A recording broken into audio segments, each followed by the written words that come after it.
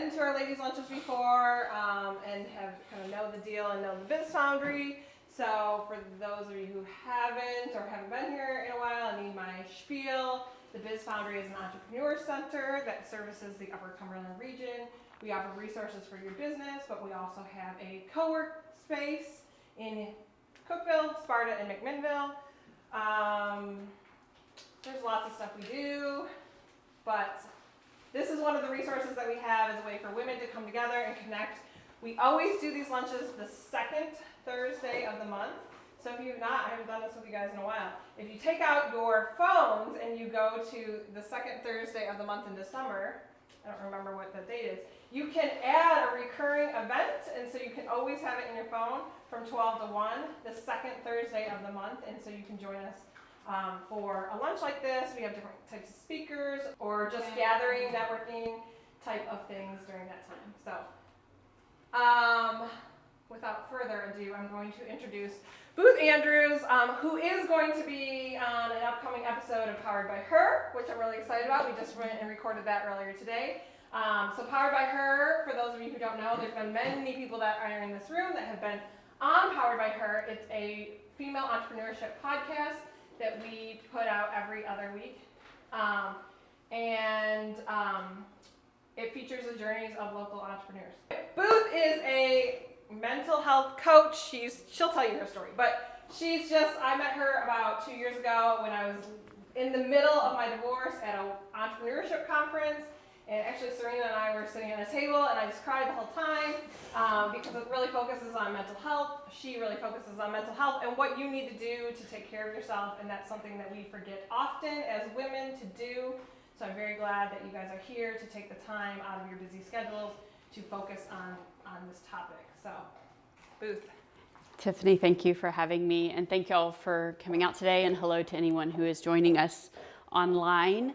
So we are going to actually practice some well-being tips and tricks while we go through the next hour, because one of the things I want you to understand is that engaging in restorative practices don't have to take a lot of time, and they don't have to take a lot of money. I think as women, we often say, I don't have time to do this, I can't afford to do this, I have these other priorities, often priorities that are not related to our physical and emotional well-being. And so I want to show you some accessible practices that you can use really at any time, because they don't take a lot of time and they don't take a lot of money. So I'd like to start today just with a check-in. So I'd like for you to just take a moment, because often we're so busy taking care of all the things that we forget to actually check in with ourselves. So just take a moment to reflect one word or phrase each for how you are currently feeling physically, mentally, and emotionally. So just take a moment to think about that.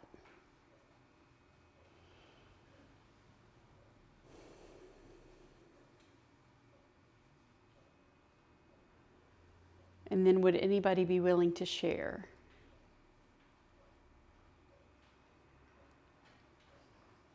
Yes. Awesome. Okay. Did I have another volunteer over here? Except you just took a bite? Yeah. Okay. Anyone else? I feel stimulated, emotionally, physically, around people. Okay. Awesome. So we think we're supposed to show up in the world like this. Entrepreneurs, moms, women, superheroes. I used to say when I ran a girl-focused organization that at least in the generation that I came up, women were given permission to go into the workforce. We were not given permission to lay anything else down. You know, all of the commercials are like, the woman comes home from work and the dishes are done and the dinner is cooked and the kids are fed and everything is perfect all the time, right? The problem, there's lots of problems with that dynamic, but for today, we're going to focus on how we actually treat ourselves. The problem is we think we're supposed to show up like a superhero, but we don't listen to our bodies. We don't listen to the signs and signals that we are actually receiving all of the time. Not only do we not listen, we willfully often choose to ignore very simple practices like getting sleep, drinking enough water, and taking in enough calories. And then, so this dynamic has been happening for a long, long time. And then 2020 hit. And here we are. The truth is that even before 2020, we were living in a world that was chronically uncertain. What is different, or one of the things that is different about 2020, is that chronic uncertainty is actually literally hitting us over the head every 5 minutes. Before, there was at least some predictability and structure in our lives that we could kind of count on. And now we're living in not only chronic uncertainty, but constant change. Which constant change causes stress. Stress, in my opinion, is neither good nor bad. You know, there are lots of people all over kind of the spectrum about whether stress is good stress or bad stress or what is it. And it can be a useful tool. But really, the stress is actually just the body's physiological response to change. Anything that requires us to make an adjustment causes a physiological response in the body. Not a bad response, it's just a response. Well, it can become a bad response, but in its initial kind of exposure, it's just a physiological response. So I want you to take a minute and think about how many things have changed in your life in the last year. 5 things? 10? 20? I haven't actually counted up for myself, but a lot of things have changed. And again, a lot of those very predictable structures and systems and processes that we didn't have to think about, that we didn't have a physiological response to, now we are constantly having to respond to shifting circumstances. Even positive life changes can cause this same physiological stress. And again, stress by itself isn't necessarily the problem, but we're going to talk more about that in a minute. So we're going to engage in our first well-being exercise, which is called Connect to 5. First, I'd like for you to acknowledge 5 things that you can see around you. And I'd like one volunteer to list off 5 things you can see around you. And luckily, we're in a room that's got lots of stuff in it. So. Go for it. I'll volunteer. Like the things that pull me are the sun coming in from outside, the whiteboards, the lights, chairs. I don't know where I'm at. Water. Yeah, you're there. Okay. Awesome. And then I'd like a volunteer to, and I'd like for each of you to acknowledge 4 things you can touch around you. And then I'd like a volunteer. What are 4 things you can touch around you? Don't everyone volunteer at once. I'll go. Melanie, I'll let Tiffany go next. Well, as soon as you said that, I'm a sister. I went like this. So that's my sister, my fork, the table, and my phone. All right. 3 things you hear. People chewing, the humming of the lights, squeaking of chairs. All right. 2 things you can smell. And luckily you have Asian food right in front of you. What can you smell? Soy sauce.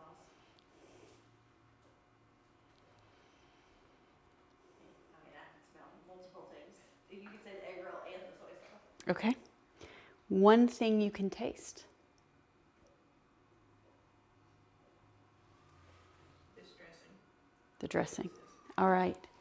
Whenever we connect to our 5 senses, we're essentially bringing our awareness back into the present moment, which tells our body that we are not in imminent danger, which is important. It's important for us to be able to send signals to the body that we are not actually in imminent danger.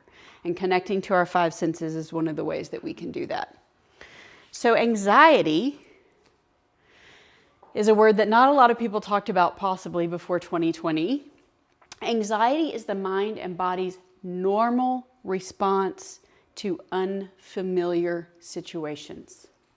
Again, that chronic uncertainty we're dealing with, it naturally is going to stimulate anxiety in the body. All right, our next well-being practice, gratitude. So I don't know about you, but when I lay down at night and my head hits the pillow is when my brain likes to go on overdrive and think about all the things that happened, all the things I cannot change, whether they happened in that day or 5 years ago, all of the things that could happen in the future. Our brain starts to churn, often mine does when I lay down and try to go to sleep at night. So one of the things that I've learned to do, and you can do this at any time, you don't have to just do it at bedtime, but one of the things that you can do, that I start to do, is list off things I'm grateful for. And there have been many a night in 2020 that I have put my head on the pillow and fallen asleep listing the things I'm grateful for. I'm grateful for the concrete walls around my bedroom. I feel safe there. I'm grateful that I have enough food to put on the table. I'm grateful that my family is healthy. So I'd like for you to take a moment and think of 3 things that you are grateful for. And I want you to be as specific as you can be. So for example, if you're grateful for your health, you would want to frame it as, I'm grateful for my health because it allows me to do this. Or I'm grateful for fresh flowers because they remind me of beauty and nature. Like, I want you to take it instead. Often we have a tendency to go, I'm grateful for my family, I'm grateful for my health, I'm grateful for God, whatever. But let's see if we can take it just a little bit further and make it a little more specific and concrete. And then I would love it if y'all would maybe share one of the things you're grateful for.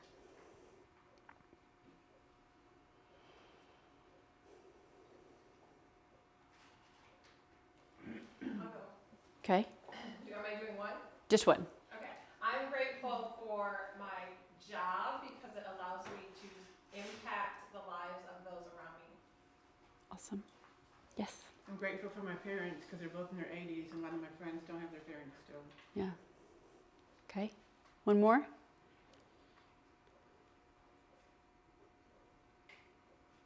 Mine was right up there with Tiffany's, but I'm happy for, I appreciate the freedom to choose to be an entrepreneur.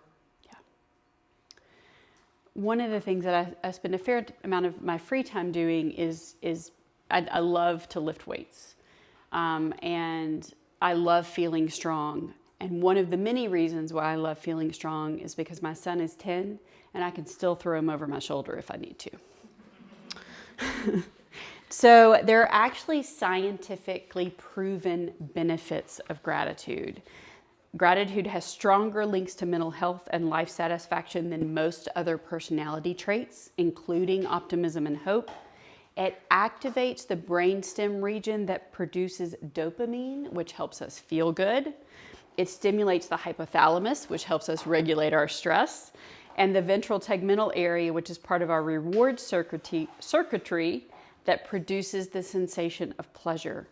It increases the production of serotonin, which helps us regulate our moods, and it is one of the most effective ways to increase our ability to cope with everyday stresses and traumatic events. So speaking of trauma, trauma is a word that is not well understood. We tend to think of trauma in terms of macro events. The tornado that came through this region, people would probably associate with a trauma. Violence, clear violence, people would associate with trauma. But in its simplest terms, a traumatic event includes anything that overwhelms that individual's nervous system and ability to cope. And when that happens, the body is unable to metabolize the stress or event, and the disturbing experience actually becomes stuck in the person's nervous system. So each of us are going to experience events throughout our lives, and some of us will have a trauma response to that event, which will have a lot to do with how we were raised and the circumstances in which we were raised and the other things that have happened into our lives. Some of us are having, some of us are experiencing trauma related to the COVID pandemic and all of the uncertainty and all of the things that are happening right now. And it might be that the COVID uncertainty is just the thing that pushed your nervous system over the edge. So trauma can be a response to an overwhelming macro event, but it can also be a response to just that one more thing that, you know, you were coping and you were making it, and then this next thing happened and your nervous system becomes overwhelmed.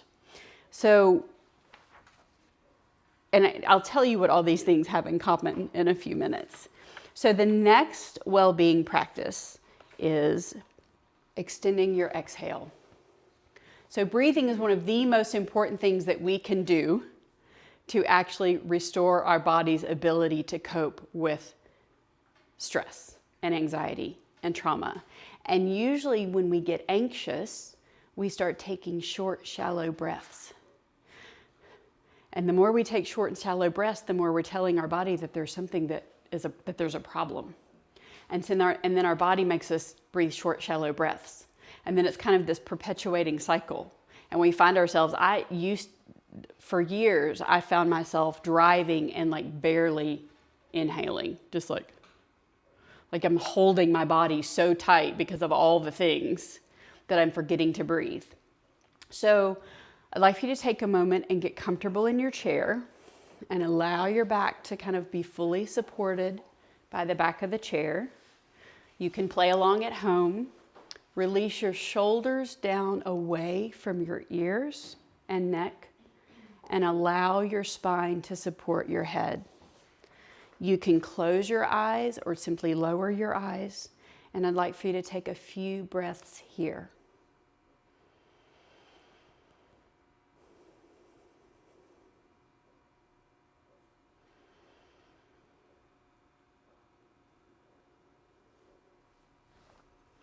After your next exhale, I want you to inhale through your nose to the count of 5. And then at the end of that inhale, exhale through your nose to the count of 5. So 1, 2, 3, 4, 5. Exhale, 1, 2, 3, 4, 5.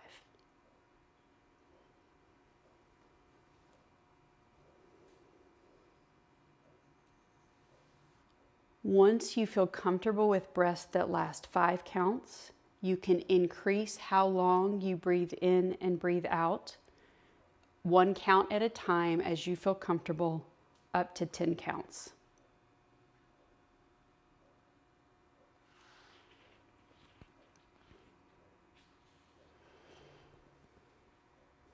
And then after your last exhale, you can return to breathing normally and gently open your eyes.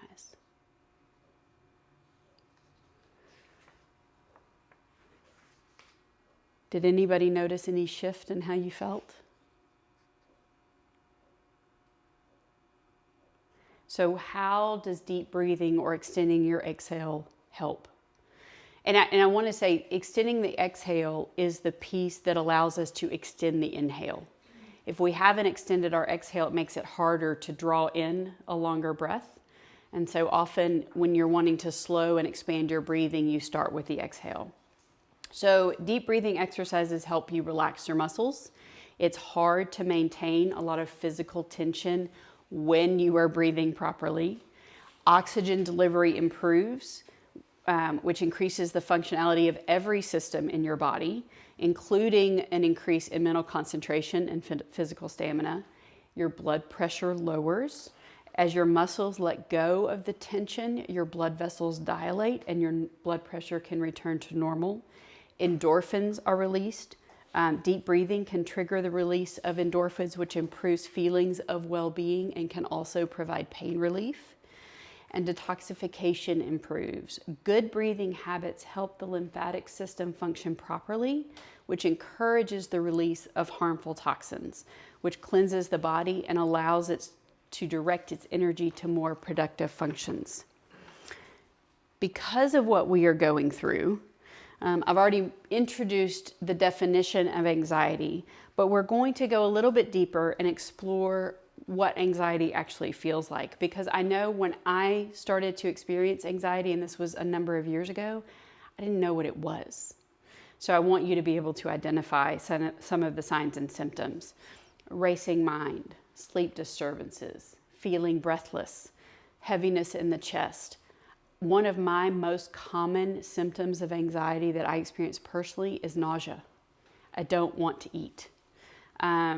Restless legs, weakness or jelly legs, sweating or shivering, trembling, heart racing or palpitations, difficulty swallowing or throat constriction, strange or blurry vision, and dizziness, disorientation, and lightheadedness. Now, this is the part where I issue the caveat that all of those signs and symptoms could also be indicators of something more serious. So if you're having these experiences, talk to your doctor about them. But they may be your body's physiological response to an unknown outcome. Your body is doing exactly what it was designed to do. So now we're going to connect the dots, because I've talked about stress, I've talked about anxiety. I haven't actually talked about burnout yet, but I will now. And we've talked about trauma. So stress by itself is neither good nor bad. But our body needs to recover from that physiological response we have when we're stressed. The way our bodies were designed, we release adrenaline and cortisol when we're having a physiological response to stress. Our bodies were designed to do that. That's kind of those are those hormones that give us like those superpowers that you hear about when there's a crisis. The problem is that in our 24/7 world, we have learned to live in a chronic adrenaline cortisol stress bath.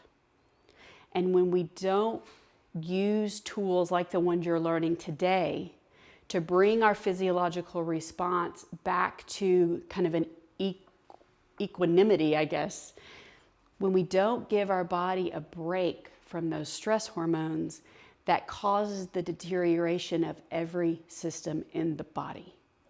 Short-term response to adrenaline can help you push through something that you actually need to push through. Long-term cortisol production or overproduction and long-term adrenaline, and when I say every system, I mean every system. It even breaks down the myelin sheaths in your brain. So I'm talking about your brain, I'm talking about your nervous system, your immune system, your hormonal systems, your digestive systems. All of these things will deteriorate over time. So what's happening when somebody gets to burnout? Chronic stress, okay, we've got stress. Chronic stress without adequate recovery turns into toxic stress, which can ultimately lead to burnout.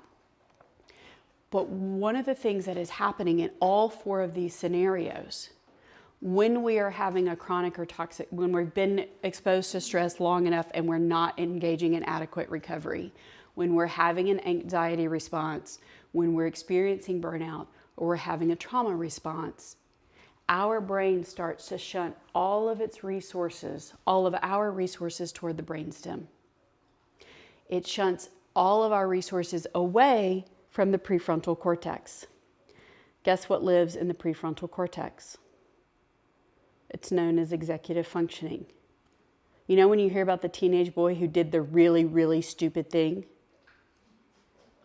The prefrontal cortex is the thing that allows you to control the impulses that tell you not to jump off the ledge barefoot. When we are experiencing any of these things, we lose our ability to organize and prioritize our work, maintain focus, access memory, regulate our emotions, process our emotions, regulate our actions and impulses. You know, the teenage boy jumps off the ledge anyway barefoot. It doesn't make any sense. Sustain our alertness. And I'm using, that's actually a real life example from a friend of mine. And maintain consistent effort over time.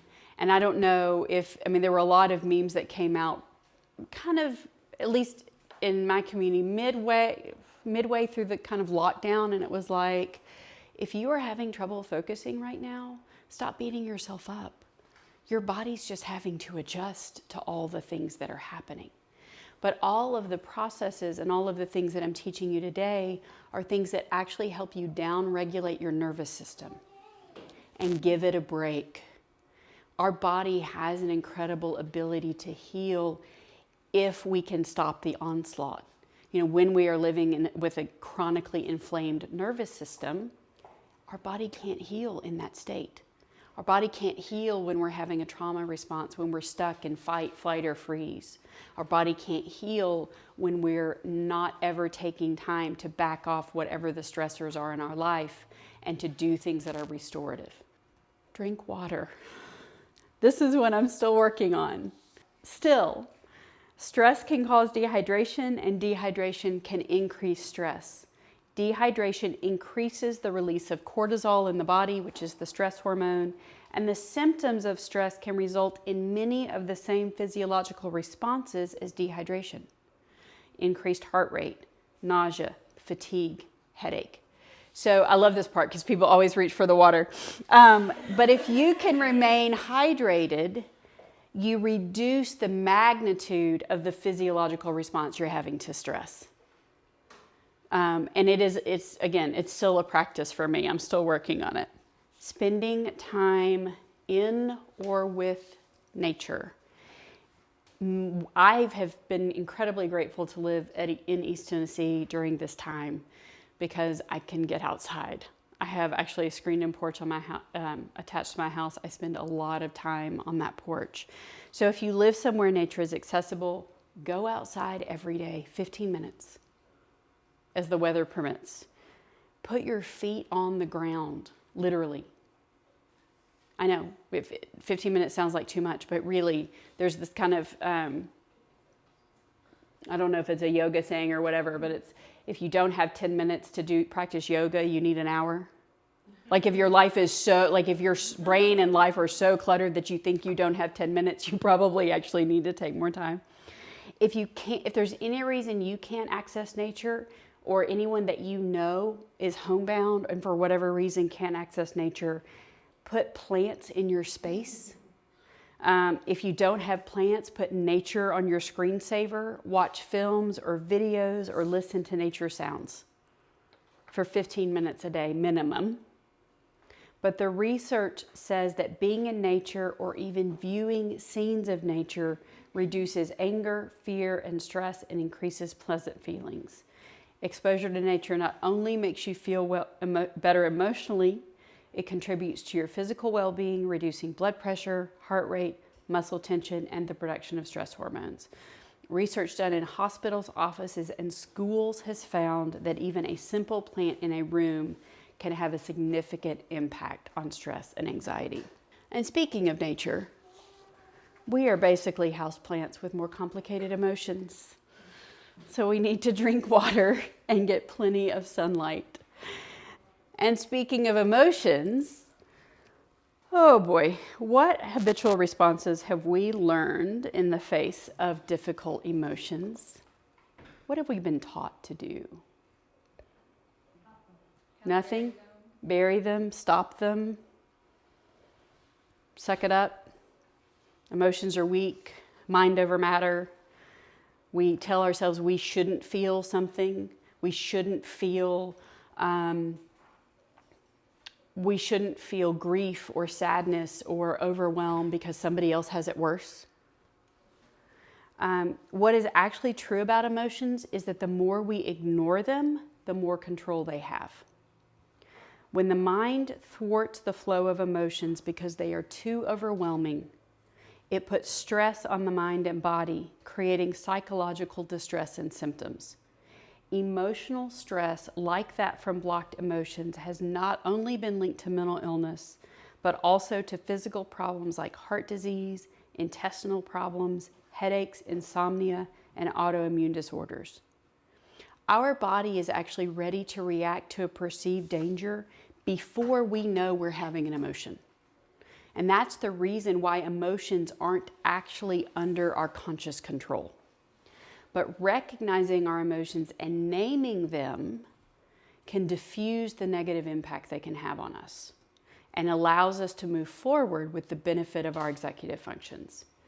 And one of the things that I learned in yoga teacher training is that seemingly conflicting emotions can coexist peacefully and be equally valid and true at the same time.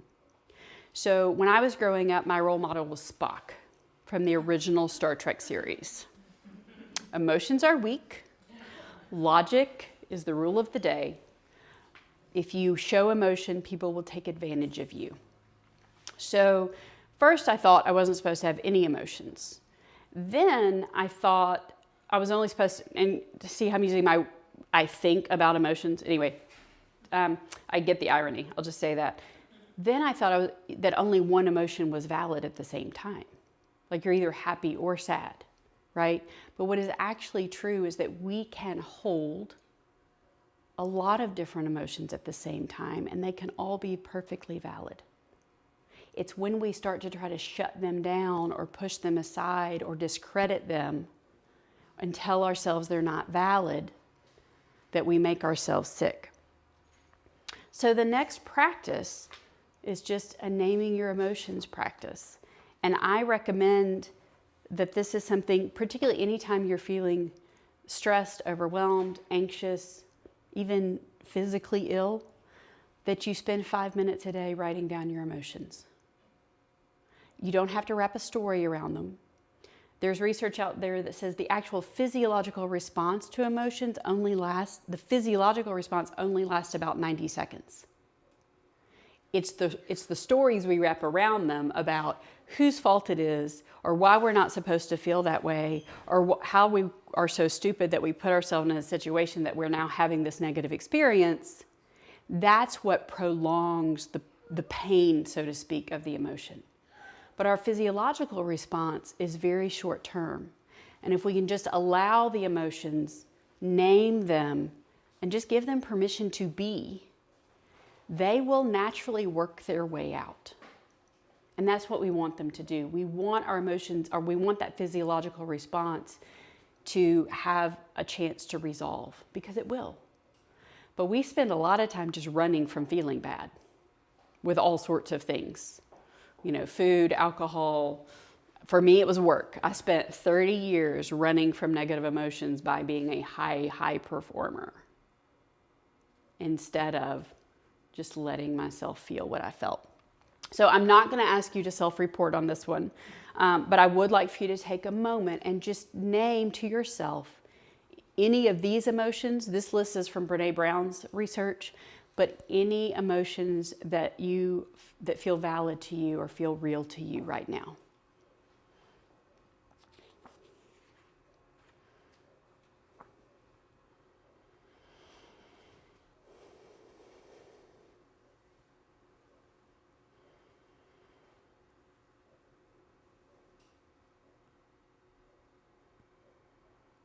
And if anyone is sitting there with a big question mark, that's okay. As someone who spent most of her life shoving her emotions away and shoving them down, the first way I learned to actually try to identify any emotions in my body was by identifying physical sensations. Because I said emotions are physiological first. So anything from tingling to lightness to heaviness to pain to aching to openness to breath. Any sensation that you feel in your body, if you are wanting to implement this practice and you sit down and you're like, I'm supposed to name how I'm feeling right now and nothing is coming, that's okay. Just start looking for sensations, things that you're feeling in your body. And you don't even have to know what the sensation, how it ties to emotion. It's starting to pay attention to what is happening in your body. And the more you give yourself permission to acknowledge your emotions, over time your emotions will start to reveal themselves. Disconnect. I think this might be the last one. Turn off the news, shut down your work computer, and put your phone away. When I was an early Twitter adopter, at least in my community in 2009. And when I first got on Twitter, I followed a feed called Breaking News. Soon enough, I found my anxiety going through the roof. Turns out that there is death and disaster around every corner all of the time. And I am not encouraging you to be blissfully ignorant, but I am suggesting that being informed is different than being inundated all the time. The constant hits of news are not kind to our nervous system, particularly when they leave us feeling overwhelmed and helpless. At the same time, the benefits of taking a break from technology include present moment awareness, improved sleep, deeper connection, and productivity and learning. My days generally are much more productive when I don't start them on Instagram. So the self-care practices we've been through today are connect to 5, gratitude, breathe, drink water, name your emotions, and disconnect. And I can send Tiffany a link off of my website. There, I have a downloadable document that talks through the things that we've done today and actually gives the instructions if you want to be able to access that. If you want to hear more about my crash and burn story, you can find that on my website at boothandrews.com. You can also hear it as episode 1 of my podcast, which is called the Freedom from Empty podcast. And that podcast I release every other week.